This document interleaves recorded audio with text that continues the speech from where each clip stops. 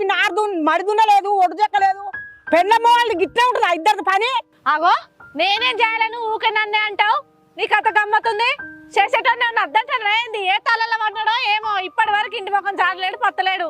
మనందరు నారు పోసుకోవట్టు నేను కదే మొత్తుకోబడుతుంది. నువ్వు వచ్చి నన్నే అను. నువ్వు గిట్లున్నాక ఆడేందుకు కాలమవుతాడే? మొగడు పెళ్ళాలు గింత భయం లేదు. అను అను అన్నిటికీ నన్నే అను.